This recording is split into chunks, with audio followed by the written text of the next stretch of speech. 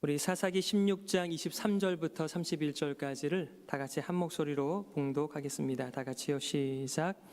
블레셋 사람의 방백이 가로되 우리의 신이 우리 원수 삼손을 우리 손에 붙였다 하고 다 모여 그 신 다곤에게 큰 제사를 드리고 즐거워하고 백성들도 삼손을 보았으므로 가로되 우리 토지를 헐고 우리 많은 사람을 죽인 원수를 우리의 신이 우리 손에 붙였다 하고 자기 신을 찬송하며 그들의 마음이 즐거울 때에 이르되 삼손을 불러다가 우리를 위하여 제주를 부리게 하자 하고 옥에서 삼손을 불러내매 삼손이 그들을 위하여 제주를 부리니라.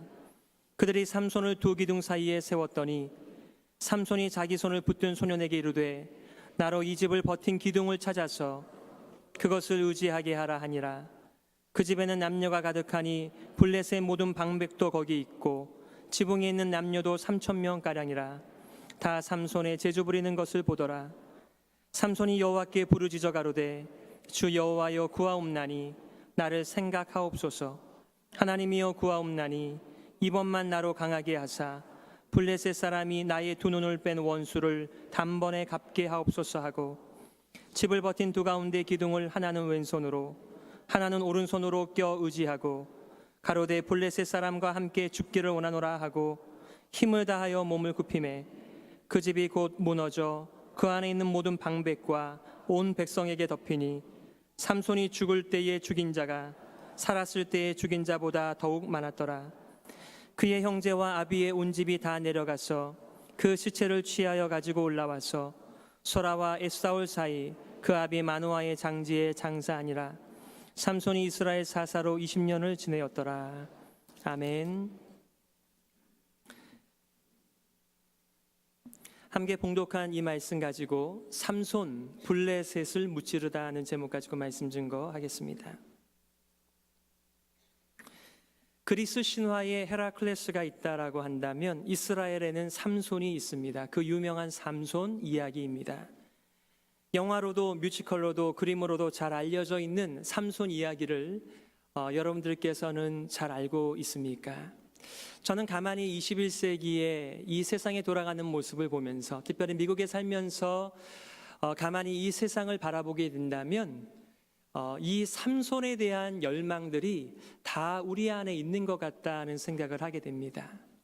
오늘날 스포츠를 보십시오. 그 유명한 영웅들, 그들의 선수들의 이야기는 정말 근육질의 운동선수가 나와서 사람들을 환호하게 만드는 그런 역할들이 아닌가 싶습니다.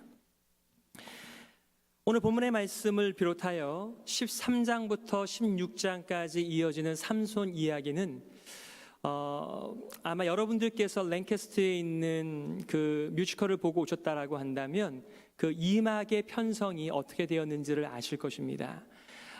또 이것을 3막으로 우리가 나눈다라고 한다면 삼손의 출생과 딥나에서의 활약, 2막을 삼손과 데리라라고 하는 그 유명한 메시지, 3막을 다곤 신전에서의 삼손의 최후 혹은 블레셋에서의 최후라고도 정할 수 있을 것 같아요. 여자분들은 잘 모르겠지만 남자들에게는 이 삼손에 대한 어떤 그런 그 기대감들이 있는 것 같아요. 우리 그 무용담들 속에서 내가 뭐 10명하고 싸워서 이겼어 이런 얘기 있는데요. 이 삼손은 10명도 아니고 100명도 아니고 1000명과 싸워서 그들을 이 나귀 턱뼈 하나로서 그들을 무찔렀던 정말 위대한 용사라고도 볼 수 있을 것입니다. 이 세상에 그 무엇이 우리들에게 필요할까를 질문할 때 빠지지 않고 등장하는 것은 그것은 세상을 다스릴 수 있는 힘일 것입니다. 물론 그 힘의 종류는 많이 있겠지만 모든 사람들이 나에게 힘이 있다면 내가 지금처럼 살지는 않을 것이다 라는 생각들이 있단 말이죠. 그 모든 것은 우리에게는 늘 힘이 부족하다는 것입니다. 힘만 더 주어진다라고 한다면 더 행복하고 가치 있는 세상에 영향력 있는 삶을 살 텐데 이런 마음들을 다 가지고 살아가는데 그럴 때 삼손과 같은 힘이 있다라고 한다면 얼마나 하나님께도 쓰임을 잘 받을 수 있을까 이제 그런 생각들을 하게 된다는 것입니다. 하지만 삼손은 김지찬 교수에 의하면 여자와 꿀에 약한 사람 이렇게 별명을 붙였습니다. 삼손이 남성들의 그런 가지고 싶어하는 힘을 가진 자라고 한다면 우리가 그의 어두운 뒷면을 봤을 때 그는 그의 강함과 걸맞지 않는 여자와 꿀에 약한 사람.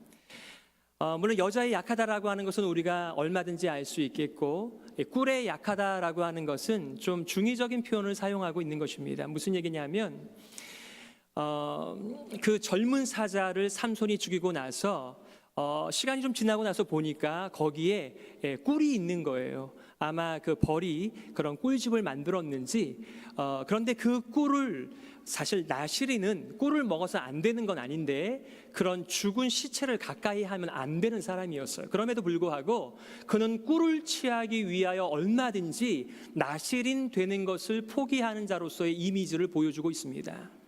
어쩌면 그것은 한 번의 사건 정도가 아니라 언제든지 달콤한 것을 먹을 수 있다면 그것이 바로 이방 사람의 것이라고 하더라도 언제든지 손을 뻗쳐서 나실인됨을 버리고 있는 이런 삼손의 연약함을 표현한 메시지겠죠.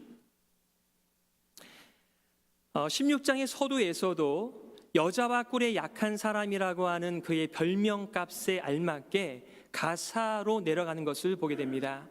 여러분, 가사는 요즘에 우리가 그 뉴스를 통해서 들을 때 가자 지역 이런 얘기 많이 하죠. 그 지역인데 지중해를 근방으로 5개의 블레셋의 대표적인 도시 중에 하나가 이 가사 지역입니다. 그는 가사로 내려갔다가 한 여인을 만나게 되는데 그 유명한 들릴라입니다. 처음에 딥나에서도 그 자신의 부인을 얻을 때에 그의 아버지가 한탄을 합니다. 왜 이스라엘 중에는 여자가 없어서 너가 이 딥나에서 이방 여인을 취하는가라고 말리지만 어쩔 수가 없었습니다. 그런데 이제 아버지도 돌아가시고 그의 행보를 말릴 만한 그 어떤 것도 없는 상황에서 마치 고삐가 풀린 망아지 모양 자기 마음대로 행하고 있는 삼손을 우리는 만나게 되는 것이죠. 어쩌면 그것은 삼손만의 모습이 아니라 사사기 전체의 시대 정신이라고 하는 것을 우리는 알고 있습니다. 여러분, 사사기의 시대 정신이 무엇이었습니까? 왕이 없으므로 그들의 소견에 옳은 대로 행하더라. 이것이 사사기 전체의 메시지가 주는 시대 정신입니다. 리더가 없어요. 심지어 리더가 주어졌지만 우리는 삼손을 가리켜서 리더라고 말할 수 있나요? 삼손 이야기 전체를 알고 계신 분들은 여러분, 삼손의 어머니는 아기를 갖지 못하는 여인이었어요. 불임 여성이었습니다. 그런데 하나님께서 천사를 보내어서 너에게 자녀가 생기게 될 텐데 그는 나실인으로 키워야 된다라는 것을 말합니다. 믿지 못하죠. 남편에게 말했는데 남편도 믿지 못합니다. 남편은 하나님께 간구하여 한 번만 더 그 천사를 보내어 달라고 요구하게 되고 다시 한번 하나님의 사자가 마노아의 가정을 통하여서 나오는 그 아들이 나실인이 될 것이니 그 아들도 나실인으로 키울 뿐만 아니라 부모들도 나실인으로 살라라고 요구하시는 것을 봅니다. 이 나실이라고 하는 것은 히브리어입니다. 구별되었다라는 말이에요. 거룩하다는 말입니다. 그러니까 민수기에 나와 있는 계명처럼 하나님께 구별하여 드린 사람을 어떤 식으로 길러야 하며 자신의 그 인생의 처지들을 절제하며 살아가야 하는지를 보여주고 있습니다. 이런 것은 이제 평생 나실인의 그런 제도가 있는 반면 또 일시적으로 나실인의 삶을 사는 것들도 성경에 보여지고 있죠. 그러나 그 이름에 걸맞는 나실인의 모습을 비춰준 적은 삼손이 단 한 번도 없었다는 것을 우리는 안타깝게 여기면서 듣게 되는 것입니다. 가사 지역에 내려가서 들릴라라고 하는 여인을 만나게 되었는데 블레셋 사람들은 삼손과 들릴라의 관계를 알게 되고 들릴라와 거래를 하였습니다. 그 내용이 무엇이죠? 삼손의 힘의 근원을 알려주면 각 방백 통치자들이 은 1,100쇠켈을 주겠다라고 약속했습니다. 들리라는 그 조건을 기쁘게 받아들이고 지금 삼손을 유혹하는 장면이 오늘 본문에 앞서 나와 있습니다. 여러분, 누군가 여러분들을 향해서 참 당신 같은 사람을 내가 만난 적이 없다, 당신 참 위대한 사람이다, 참 잘났다 이렇게 얘기하면 아무리 잘나지 않은 사람도 그 말에 우리의 마음이 어느 정도는 높게 지금 되어져 있어요. 그의 마음을 훔쳐냈던 들릴라가 이 삼손을 향하여 당신은 참 위대한 사람이다라고 얘기하며 어떻게 그렇게 위대한 힘을 발휘할 수 있느냐라고 얘기하면서 힘의 원천이 무엇인지를 끌어내려고 합니다. 그러나 삼손이 답을 하지 않았어요. 이렇게 얘기해 줍니다. 마르지 않은 푸른 칡 7으로 나를 결박하면 보통 사람이 될 것이다. 한 번도 써본 일이 없는 새 줄로 나를 결박하면 보통 사람이 될 것이다. 내 머리털 7가락을 옷감 짜듯이 짜 놓으면 보통 사람처럼 약해질 것이다. 그때마다 들릴라는 블레셋 사람이 왔다라고 외쳤고 삼손은 힘을 발휘해서 결박을 풀고 전투 태세로 들어갔던 것을 봅니다. 마지막 4번째 게임에서는 삼손이 패하게 되죠. 삼손이 이렇게 말합니다. 삼손이 진정을 토하여 그에게 이르되 내 머리에는 삭도를 대지 아니하였나니 이는 내가 모태에서 하나님의 나실인이 되었음이라. 만일 내 머리가 밀리우면 내 힘이 내게서 떠나고 나는 약하여져서 다른 사람과 같으리라. 여러분, 질문 하나 드리고 싶습니다. 여러분, 삼손의 힘이 어디에서 나왔을까요? 목사님, 머리 아닙니까? 머리카락? 삼손이 몰랐던 것은 머리에서 자신의 힘이 나왔다라는 것을 믿었던 자이고, 그것은 하나님으로부터 나오는 힘이라고 하는 것을 몰랐던 것입니다. 그는 나실인으로 하나님께 구별되어 자신의 나라를 구원하기 위하여 하나님의 보내신 사사였음에도 불구하고 단 한 번도 사사의 리더 역할을 감당한 적이 없었습니다. 그는 자신의 힘의 원천은 하나님이 아닌 자신의 머리카락에 있다라고 믿었던 사람이었습니다. 삼손은 이미 사사로서의 위용을 다 잃어버린 사람이었죠. 자신이 날 때부터 하나님께 헌신된 나실인임을 뻔히 알고도 그는 여자들에게 헌신하며 살아왔습니다. 하나님의 선택과 부르심을 가볍게 여기고 장난치듯이 여인의 무릎에서 인생을 다 허비한 사람이었습니다. 3번은 삼손이 승리했는지 모르겠지만 마지막 4번째 게임은 들릴라에게 승리가 돌아갔고 그 대가가 처절했습니다. 블레셋 사람들은 삼손의 머리를 깎았습니다. 그리고 모욕과 조롱의 목적으로 2 눈을 뽑고 그가 그렇게 좋아하던 가사로 끌고 내려갔습니다. 밧줄도 아닌 구릿줄로 그를 묶어서 끌려간 것입니다. 여러분, 맨손으로 젊은 사자를 잡고 나귀 턱뼈 하나로 1000명을 죽이던 천하의 삼손이 가장 연약하고 가장 비참한 조롱거리가 되어 이제는 다른 사람에게 끌려 가사로 내려가는 이방인의 놀이개로 전락되어진 메시지가 오늘 본문 직전까지의 말씀이었습니다. 오늘 함께 읽은 이 본문의 말씀은 크게 3가지로 내용을 구별할 수 있겠죠. 첫 번째는 23절과 24절의 근거에서 삼손을 이긴 블레셋이 자신의 신을 부르며 축제를 벌이는 모습이 나와 있습니다. 25절부터 27절까지는 삼손이 블레셋 사람들의 구경거리가 되고 하나님의 이름을 떨어뜨리는 대표적인 역할을 감당하고 있고, 3번째는 28절부터 마지막까지 삼손의 최후의 기도와 블레셋의 최후 심판이 나와 있습니다. 조금만 더 보실까요? 삼손을 이긴 블레셋은 축제를 벌이는데 단순한 축제가 아니었습니다. 그것은 자신의 신들에게 바치는 제사였고, 그리고 자기의 신들에게 영광을 올려드리는 축제였습니다. 블레셋 사람들이 이렇게 말했어요. 우리의 신이 우리 원수 삼손을 우리 손에 붙였다 하고 다 모여 그 신 다곤에게 큰 제사를 드리고 즐거워하고, 또한 삼손을 보았을 때 이렇게 반응했습니다. 우리 토지를 헐고 우리 많은 사람을 죽인 원수를 우리의 신이 우리 손에 붙였다 하고 자기 신을 찬송하며 라고 되어져 있습니다.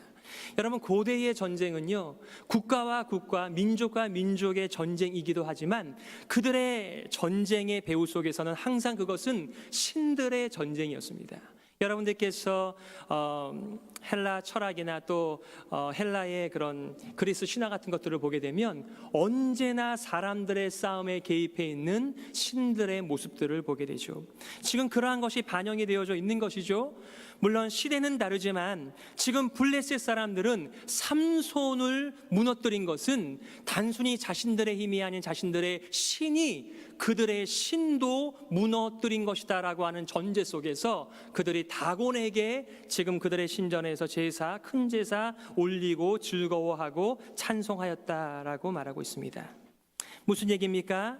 삼손에 대한 모욕과 조롱인 동시에 그것은 삼손이 믿는 하나님에 대한 모욕이고 조롱이고 이스라엘의 하나님에 대한 모욕과 조롱의 시간이 그들의 찬양과 예배와 큰 제사의 시간이었다는 것을 지금 말하고 있는 것입니다. 그것도 모자랐습니다. 그래서 어떻게 하죠? 삼손을 끄집어내라는 것입니다. 눈이 뽑히고 더 이상 힘을 쓸 수 없는 저 무너져 내린 그 하나님의 대표 보여지는 사람을 불러서 우리를 위하여 조롱거리로서 사용하자는 것입니다.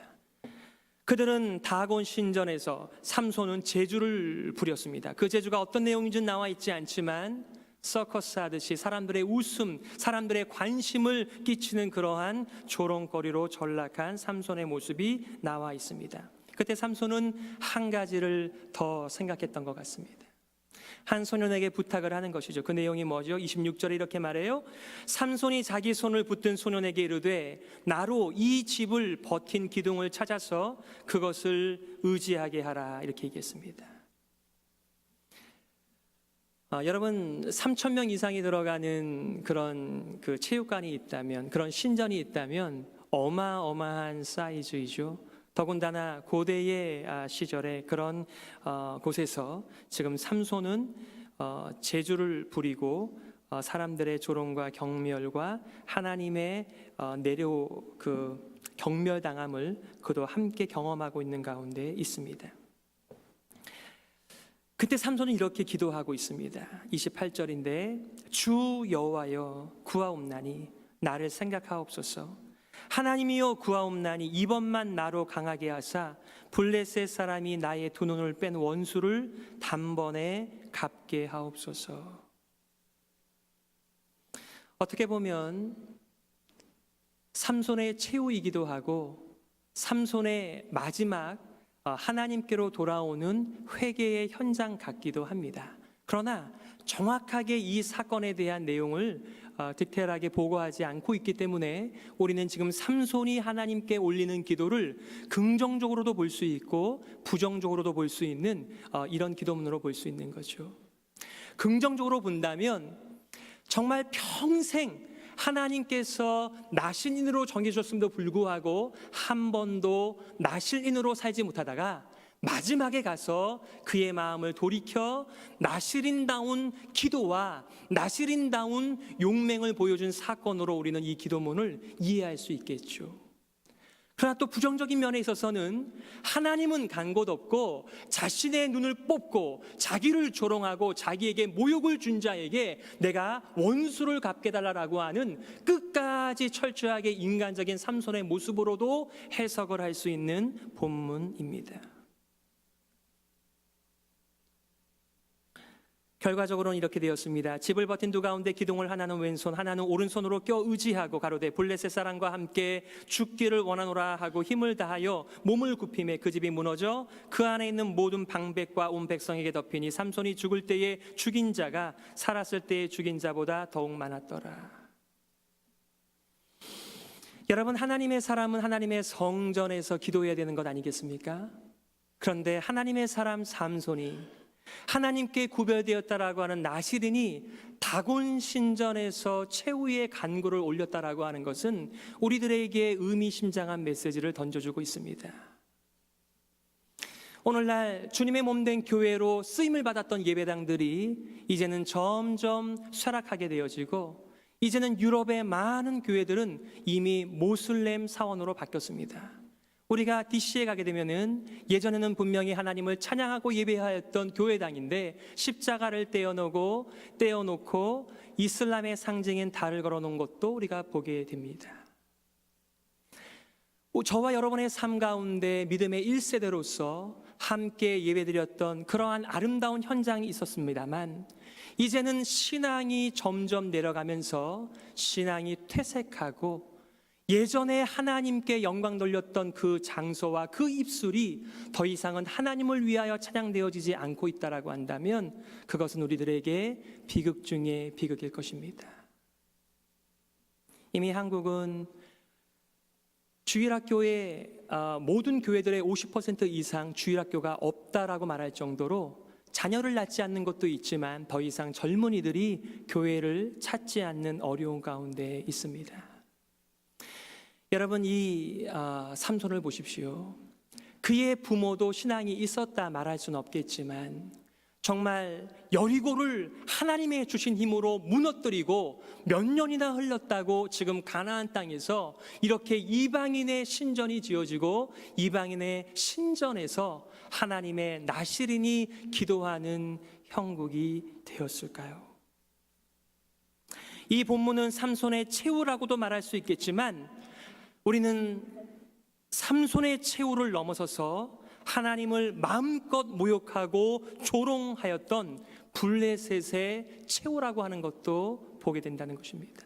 아니, 어쩌면 삼손 이야기의 가장 하이라이트는 삼손이 그 많은 사람을 죽였다라고 하는 것이라기보다는 마치 세상에 하나님의 숨결이 없는 것처럼, 하나님은 눈도 귀도 팔도 없는 것처럼 그렇게 마음껏 조롱하면서 눈을 뽑고 그들의 신을 저주했던 그 사람들을 향하여서 이래도 하나님이 없다라고 말하겠느냐라고 하는 삼손을 통한 하나님의 심판의 현장이었습니다. 이 세상은 자기들의 신이 죄리라고 외치고 있지만 세상을 다스리는 분 하나님 여호와께서 뭐라고 말씀하십니까? 정말 하나님이 없다라고 이래도 말을 할 수 있겠어? 라고 말하는 하나님의 어쩌면 시위와 같은 현장이 이 다곤 신전에서 일어난 일이라는 것입니다. 삼손을 희롱하면서 자기의 다곤을 부르면서 도전장을 내밀었던 블레셋에 대하여 정말 너희들의 신이 최고인지 한번 끝까지 가보자는 하나님의 심판이 마지막 삼손을 통하여서 있게 되어진 것입니다. 최후의 승리는 사람이 아니고 하나님 당신이십니다. 삼손의 삶이 어땠든지 간에 하나님께서 삼손을 통하여 이스라엘을 구원하시겠다 한 그 메시지가 바로 여기에서 성취되어지는데 정말 그 일을 위하여 삼손이 한 일은 없습니다.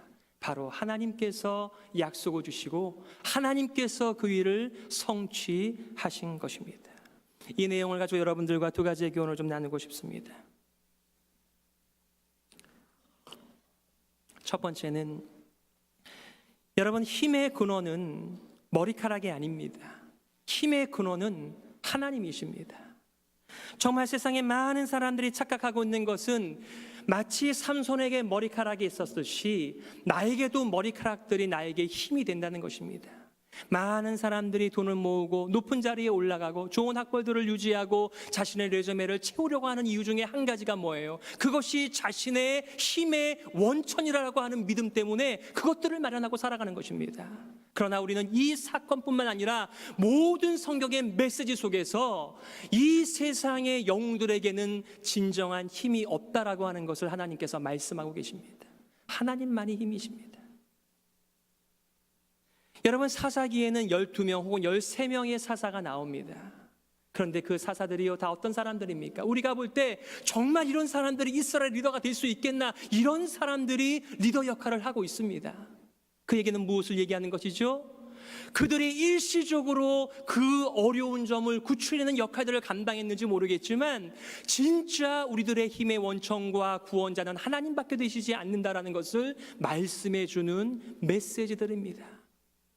우리가 사사기에 나오는 모든 사사들의 이름을 외운다고 할지라도 만약에 그 사람들의 리더십에서부터 우리의 힘을 찾는다라고 한다면 우리는 성경을 올바로 읽은 것이 아닙니다. 성경의 메시지는 무엇입니까? 진정한 힘은 하나님께로부터만 온다는 것입니다. 그러므로 힘의 근원이 되시는 하나님을 위해서 여러분의 머리카락을 사용하시기를 바랍니다. 삼손처럼 세상의 쾌락과 자신의 소명을 바꾸어서는 안 되는 것입니다. 우리가 나시린님을 기억하고 헌신할 때, 우리의 몸을 하나님이 기뻐하시는 산제사로 드릴 때, 그때 우리는 살아있는 거예요. 너희는 이 세대를 본받지 말고 오직 마음을 새롭게 함으로 변화를 받아 하나님의 선하시고 기뻐하시고 온전하신 뜻이 무엇인지 분별하라라고 말씀하고 있습니다. 이 세대를 분별하지 못한 채 이 세상에 묻혀서는 하나님의 주신 힘이라도 올바로 사용할 수 없다는 것을 우리가 잘 알고 있잖아요. 그러므로 여러분들께서 자랑스럽게 여기는 여러분의 머리카락, 여러분의 그 힘의 원천을 하나님이 주신 것으로 이해하시고 하나님의 영광을 위하여 사용하시는 우리의 몫이 남아 있는 것입니다. 시간과 돈과 재능과 경험들이 하나님을 향하여 방향이 맞추어질 때 하나님의 능력이 쏟아 부어지는 것입니다. 우리가 조금 전 찬양한 것처럼 예수는 나의 힘이요 내 생명 되시니 구주 예수 떠나가면 죄 중에 빠지리. 여러분, 그 아름다운 힘의 원천이라고 생각된 머리카락이 주렁주렁 치렁치렁거리면서 우리들에게 있는 거예요. 그것들이 하나님을 향하여 사용되지 못하고 자신의 정욕을 위하여 사용되어질 때 우리가 행하는 것은 죄 중에 거하는 일밖에 없다는 것을 우리가 조금 전에 찬양한 것입니다. 그러므로 여러분에게 가진 것이 없다, 내가 힘이 모자라다, 그렇게 말씀하시지 마시고 하나님께서 모든 사람들에게 부어주신 하나님의 머리카락을 하나님을 위하여 사용하시기를 바랍니다. 그것이 교회가 하나님의 생명과 은혜를 받은 이유라고 하는 것을 여러분 잘 알고 계세요? 두 번째는 사람의 눈에는 잘 보이지 않지만 반드시 하나님의 심판이 온다는 것입니다. 이 세상에서도 크고 작은 심판들이 있습니다. 온 세상을 향한 노아 심판과 같은 그런 홍수 심판이 있는 반면에 우리의 삶 가운데 일어나는 크고 작은 심판들이 하나님의 손에 의해서 이루어집니다.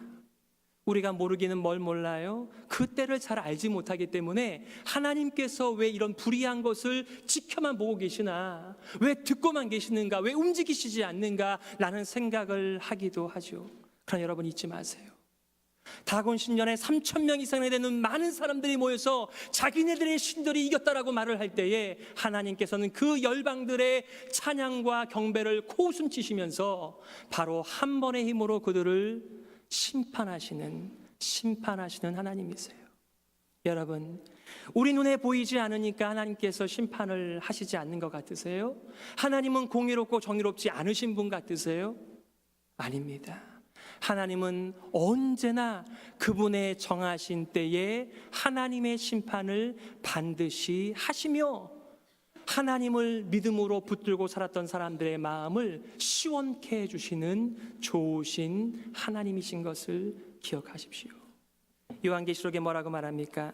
나는 알파와 오메가요 처음과 나중이라. 이기는 자는 이것들을 유업으로 얻으리라. 나는 저의 하나님이 되고 그는 내 아들이 되리라. 그러나 두려워하는 자들, 믿지 아니하는 자들, 흉악한 자들, 살인자들, 행음자들, 술객들, 우상 숭배자들, 모든 거짓말하는 자들은 불과 유황으로 타는 못에 참여하리니 이것이 둘째 사망이라. 하나님의 심판입니다. 한 번 죽는 것은 사람에게 정하신 것이요 그 위에는 심판이 있으리니 모든 인류를 향한 하나님의 심판이 남아있는데, 우리 그리스도인들이 믿음으로 살아간다라고 하는 것은 하나님께 이 심판을 맡겨드리고 나는 믿음의 길을 가겠습니다라고 하는 삶의 태도인 것입니다. 오늘 말씀을 기억하시면서 정말 삼손이 죽고 하나님도 죽고 다곤이 이긴 것처럼 보이는 그 현장 속에서 그 어떤 인생과 그 어떤 영웅도 할 수 없는 그 일을 하나님 자신이 그 영광을 찾아가시는 것을 우리가 봅니다. 여러분, 우리의 삶 가운데 우리를 통해서 하나님께서 영광을 받으실 수 있다면 우리는 참 복받은 인생입니다. 여러분, 삼손은 자신의 인생을 통해서 하나님의 영광을 드러내기는커녕 하나님의 영광을 가리는 반면 교사로 우리들에게 주어졌습니다. 여러분의 인생을 옆 사람이 지켜보면서 여러분들은 하나님의 영광을 위한 반면 교사입니까? 아니면 모델이 되고 계십니까? 많은 사람들이 우리들의 삶을 지켜봅니다. 나는 저 사람처럼 하나님께 기도하고 저 사람처럼 하나님께 헌신해야지, 반면에 저 사람처럼 교회 생활하면 안 되겠다, 이런 사람들도 교회 안에 많이 있는 것을 보게 되는 거예요. 여러분 그러지 마세요. 우리는 하나님의 영광을 위하여 부르심을 입은 주님의 몸된 교회인 것입니다. 하나님께서 주신 것들을 자신의 정욕이 아니라 하나님의 아름다운 이름을 위하여 사용하시는 우리 모든 성도들이 되시기를 주님의 이름으로 축복합니다. 함께 기도하시겠습니다.